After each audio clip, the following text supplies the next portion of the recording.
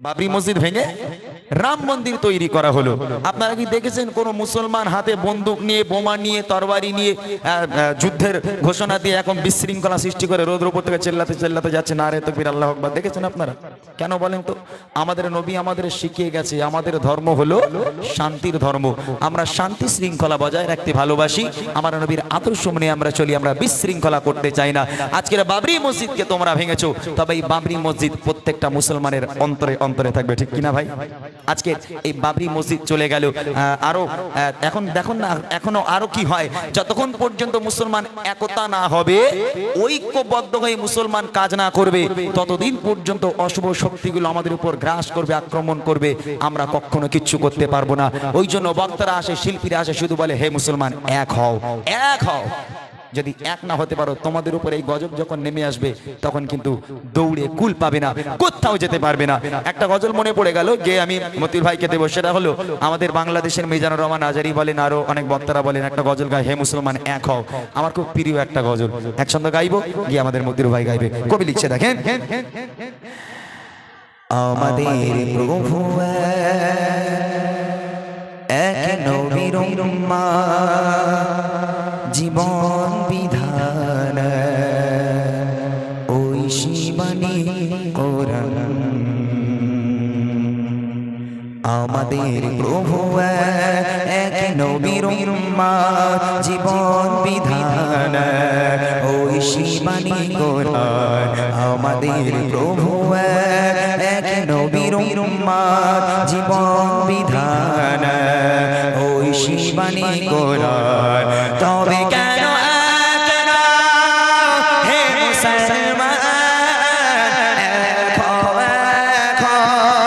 করিয়া ভবান? তবে কেন হে মুসলমান করিয়া ভবান? আমাদের প্রভু এক নবীর উম্মত, জীবন বিধান ওই শিবানী কোরআন। আমাদের প্রভু এক নবীর উম্মত, জীবন বিধান ওই শিবানী কোরআন। তবে কেন হে মুসলমান করিয়া ভবান? তবে কেন হে মুসলমান করিয়া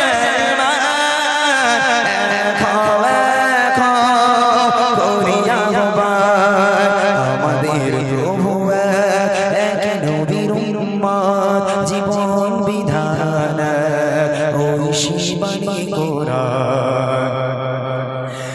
বাইতুল্লাহ মদিনা শরীফ উহুদ পাহাড় পাথরের মাঠ। বাইতুল্লাহ মদিনা শরীফ উহুদ পাহাড় পাথরের মাঠ।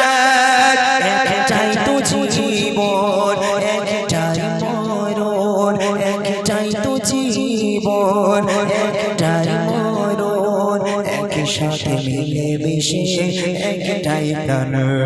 তবে কেন হে মুসলমান করিয়া ভবান? তবে কেন হে মুসলমান করিয়া ভবান? আমাদের প্রভু এক নবীর উম্মত, জীবন বিধান ওই শিবানী কোরআন। আমাদের প্রভু এক নবীর উম্মত, জীবন বিধান ওই শিবানী কোরআন। চলেন এবার আমরা